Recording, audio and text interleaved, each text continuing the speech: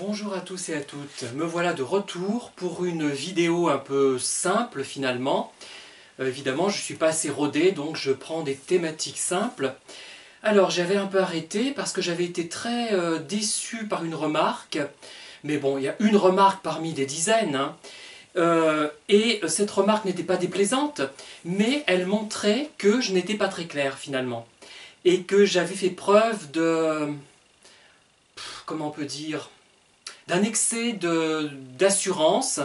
En fait, le problème, c'est que je joue trop bien la comédie. Mais il faut dire que j'ai des références cinématographiques très importantes, comme vous le savez. Et c'est pour ça, je joue trop bien. Parce qu'à un moment donné, dans une de mes vidéos, il y avait en quelque sorte ce qu'on appelle plus ou moins, parce que ce n'était pas exactement ça, des questions oratoires. J'avais effectivement une idée très précise, enfin assez précise sur la personne que j'évoquais, j'avais mon idée, et je faisais semblant de faire appel à vous pour m'aider à débrouiller la situation. Mais en fait, je l'avais déjà débrouillée moi-même, cette situation. C'est comme quand, dans le journal de Mickey, je dis ça parce qu'il y a quelques exemplaires là, il y en a le plus ancien un peu plus haut, on demande aider Dingo à trouver son chemin. Alors celui qui a fait le jeu a déjà trouvé le chemin que doit emprunter Dingo ou Donald, mais c'est un jeu, en fait c'est une technique pour produire un amusement, un jeu dans l'occurrence, dans le cas du journal de Mickey, et moi c'était pour poser un cas, une figure, et que vous interveniez, que vous donniez comment dire, un éclairage qui vous est propre, que vous vous appropriez en quelque sorte cette vidéo. Mais en fait, bon, ça n'a pas forcément marché comme ça, du moins pour une personne. J'ai tendance d'ailleurs à remarquer le seul commentaire qui ne correspond pas à ce que j'ai voulu dire. Voilà, j'ai un peu cet aspect négatif, je suis certainement pessimiste. Voilà, mais enfin bref. Il y a aussi des cas, d'ailleurs c'est en référence aussi à cette remarque que je dis ça, que je vous précise cela. Il y a aussi des cas où la méthode scientifique ne suffit pas. C'est-à-dire que moi je passe mon temps à vous seriner que la vraie psychologie c'est la psychologie expérimentale où on démontre quelque chose, mais cette méthode expérimentale n'est pas utilisable tout le temps. Il y a des cas où on ne peut pas mettre en œuvre une expérimentation en posant des hypothèses générales, opérationnelles, en manipulant des variables indépendantes, invoquées, et en effectuant après un traitement statistique des données. Non, ce n'est pas possible en général, dans la vie de tous les jours. Donc, qu'est-ce qu'on fait? On fait appel... Alors justement, il y avait une discussion intéressante qui s'est faite par mail à laquelle je n'ai pas répondu entièrement, je crois, avec une auditrice, une spectatrice, voilà, qui n'est pas tout à fait d'accord sur ma définition de l'intuition, mais c'est intéressant sa perspective. Enfin, ce qu'elle m'explique d'ailleurs, ça correspond plus à l'instinct pour moi. C'est ce qu'elle appelle intuition, c'est un instinct. Donc, dans certains cas, on ne peut pas utiliser une méthode, une approche scientifique, et on est obligé de se baser sur son instinct, sur son intuition. Moi, je différencierais l'intuition de l'instinct. C'est que l'intuition, elle est quand même nourrie de nos expériences, à mon avis. Mais bon, après, c'est très discutable.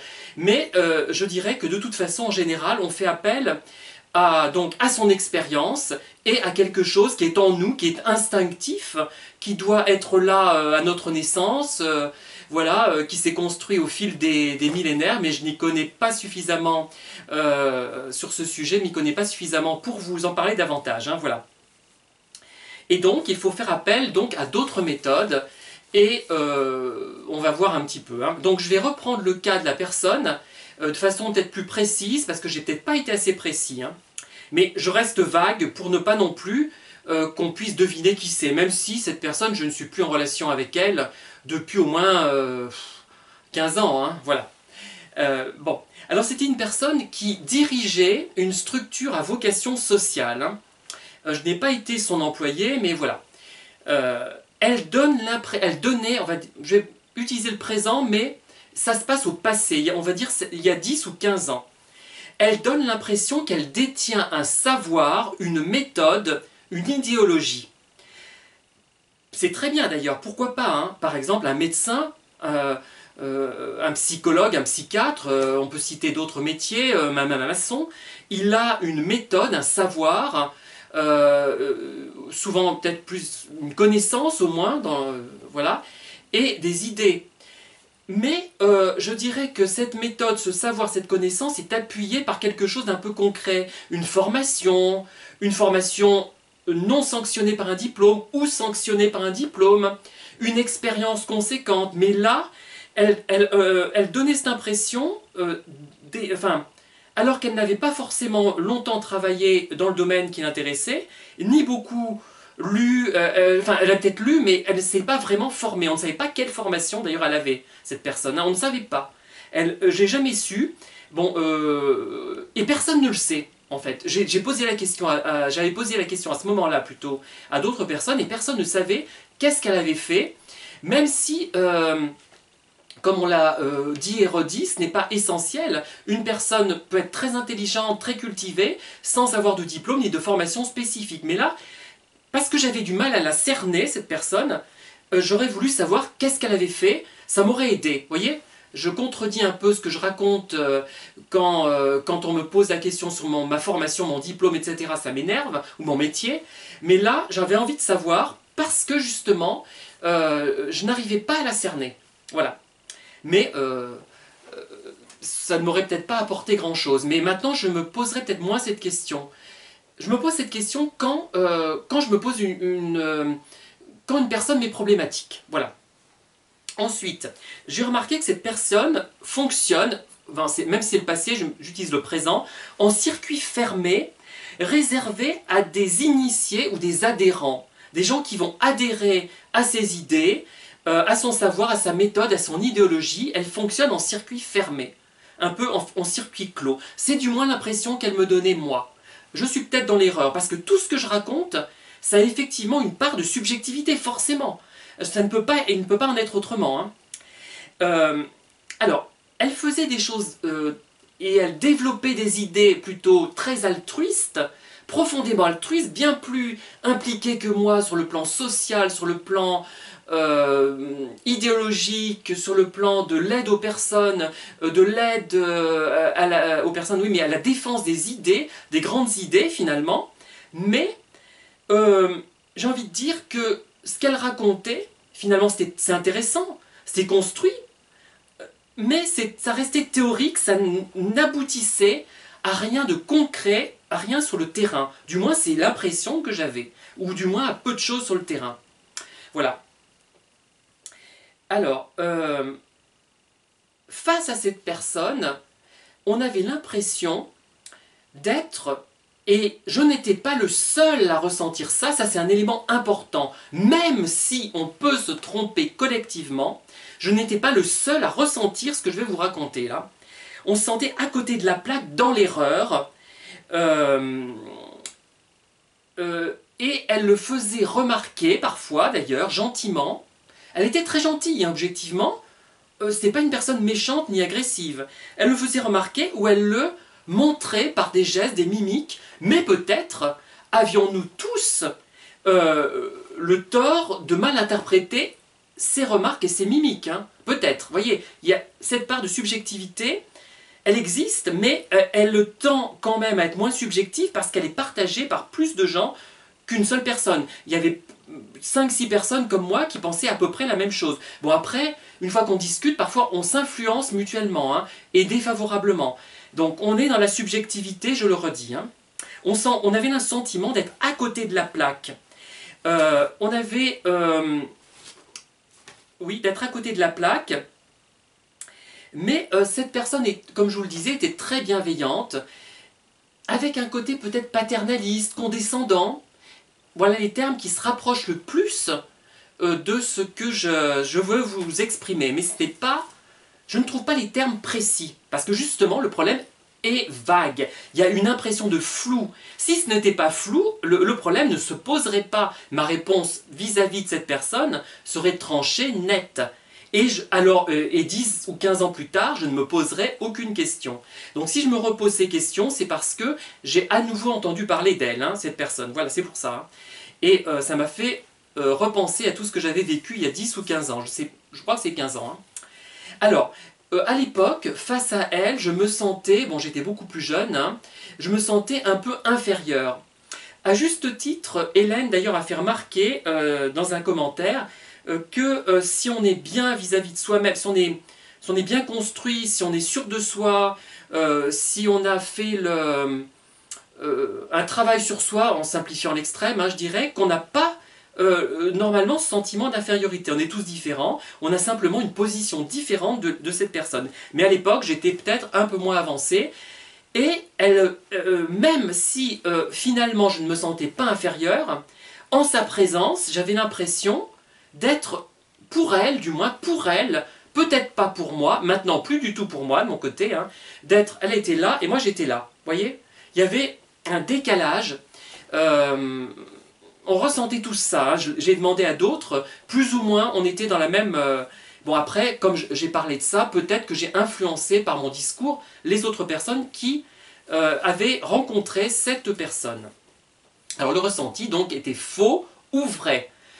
Faux, oui, peut-être. Peut-être qu'elle n'était pas du tout condescendante, peut-être qu'elle ne nous méprisait pas. D'ailleurs, elle ne nous méprisait pas, c'est un mépris bienveillant du moins. Vous voyez? Pas pareil. C'est plus subtil justement, c'est plus intéressant à travailler. Peut-être que c'était faux, on avait tous, peut-être que c'était une personne, mettons, surdouée, vous voyez, ou hypersensible, ou extrêmement intelligente, oui, qui donnait cette impression. Mais en fait, l'impression qu'on ressentait était peut-être fausse sur l'explication, mais ça pouvait être une personne bien ou une personne pas bien du tout, mais on ressentait quelque chose quand même. Par contre, le ressenti qu'on avait était vrai. Le malaise qu'on ressentait était vrai. Si on ressent un malaise, ce malaise peut être engendré par une personne, je dirais, bienveillante ou malveillante, parce qu'il y a des gens bienveillants qui nous mettent mal à l'aise, et parce que, pour plein de raisons. Moi, ça m'est arrivé d'être mal à l'aise face à des personnes bienveillantes, parce que je me sentais, par exemple, insuffisamment cultivée sur les questions, sur les problématiques qu'elle évoquait, et j'aurais voulu intervenir, mais je ne pouvais pas. Je ne pouvais rien lui dire parce que je n'étais pas calé sur les questions évoquées, et ce n'était pas de la faute de la personne, ce n'était pas quelqu'un qui avait fait exprès de me mettre en difficulté. Je pense à quelqu'un d'autre là. Et je ne pouvais pas, donc voilà. Et alors, si c'est vrai, si cette personne nous pose effectivement un problème, elle peut être perverse, elle peut être manipulatrice, elle peut être quoi? Elle peut être simplement un peu sèche, elle peut être très bienveillante, pas perverse, surdouée, comme je vous l'ai expliqué, hypersensible, tout ce qu'on peut imaginer, ou très convaincue sur le plan théorique, mais peut-être n'avait-elle pas eu la possibilité de mettre en pratique sa théorie. Après tout, pourquoi pas.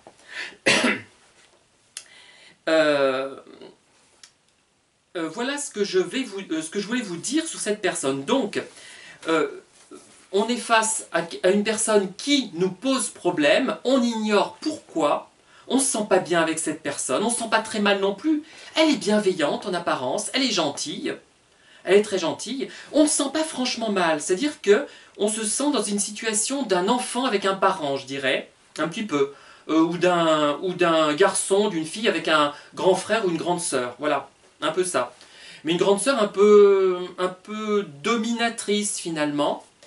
On ressent un certain malaise qui nous fait réfléchir beaucoup, qui nous fait plus réfléchir qu'un malaise franchement fort, où là on rejette carrément la personne, là on ne la rejette pas. Vous voyez, c'est plus subtil. Si c'est une personne manipulatrice, c'est très subtil de sa part, on ne la rejette pas, parce qu'on sent qu'elle n'est pas malveillante au fond, mais on ressent ce malaise. Ce malaise est subjectif, il peut être lié, on peut le ressentir ce malaise même face à une personne bienveillante, rarement, mais ça arrive, hein, ça peut arriver.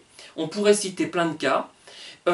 Et souvent, plus souvent, par rapport à une personne malveillante. Bon, le malaise qu'on ressent est peut-être faux, c'est peut-être pas vrai, on a peut-être tort, mais on n'a pas d'autres outils. On le ressent, c'est du ressenti, on n'a pas d'outils expérimentaux, on n'a pas d'outils scientifiques pour le valider. On pourrait le faire après en manipulant la situation avec une expérimentation de psychosociologie, par exemple. On pourrait le faire, hein. On pourrait créer la situation, mais là, on est face à une situation réelle. On la subit, on la vit, Et on essaie de s'en sortir par rapport à ça, parce qu'elle nous pose problème, elle nous fait réfléchir. Voilà. Et donc, je dirais pour finir que, quelle que soit la nature de la personne, qu'elle soit bienveillante, qu'elle soit malveillante, quelle que soit la nature de ce qu'on ressent, ce qui est important, c'est ce qu'on ressent, le malaise que l'on ressent. Et c'est cela dont il faut tenir compte. Et quand on ressent un malaise avec quelqu'un, on essaie d'élucider le pourquoi de ce malaise, évidemment. On essaie de comprendre pourquoi on ressent un malaise. Et si on n'y arrive pas, ben, le mieux c'est de s'éloigner. Voilà. Mais ça ne veut pas dire qu'on va rejeter la personne. Moi, je lui laisse la porte ouverte, mais je me méfie quand même parce que c'est quelqu'un qui peut me mettre mal à l'aise, me déstabiliser. Si je la rencontre sur le plan professionnel, ça peut être gênant. Bon, maintenant, elle aurait du mal à me déstabiliser, mais à l'époque, un peu plus, hein, il y a une quinzaine d'années. Voilà. Voilà ce que je voulais vous dire pour cette première vidéo. Donc, vous pouvez me faire part de vos commentaires. Mais j'ai essayé surtout de rendre légitime la prise en compte du malaise que l'on ressent, même si ce n'est pas quelque chose de scientifique. On ne peut pas traiter tous les problèmes selon la méthode scientifique dont je vous rebats les oreilles et que je développerai d'ailleurs encore, mais j'attends d'être vraiment bien rodé pour bien vous l'expliquer. Mais ça ne veut pas dire que nos impressions sont fausses. Je ne suis pas d'accord avec ceux qui disent ça. Elles sont peut-être fausses, mais ce qu'on ressent est vrai. Si on ressent un malaise, malheureusement, le malaise est vrai. Voilà. Bon, la cause n'est peut-être pas valable, parce que, par exemple, je vous donne un dernier exemple, et après je m'en vais, hein. Je ne vais pas vous embêter avec ça. Non, je rigole. Moi, par exemple, il y a des gens qui ressentent un malaise avec moi, et qui sont en face de moi, ils se disent, mais qu'est-ce que c'est?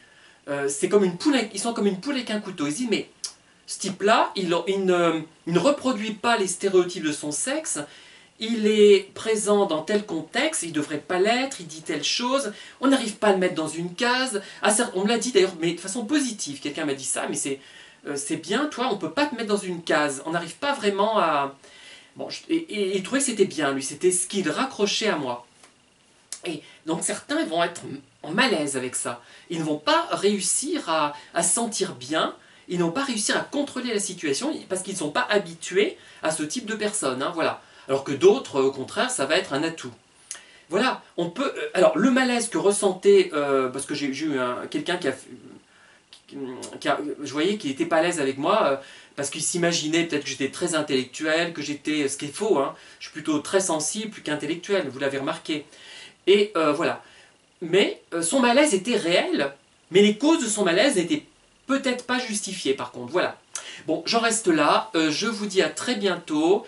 Dans le même décor, peut-être, s'il vous convient. Hein. J'ai rangé cette pièce hier. D'ailleurs, ça m'a épuisé. Et si j'ai pas fait de vidéo depuis quelques temps, c'est que j'étais vraiment insomniaque hein, depuis quelques semaines.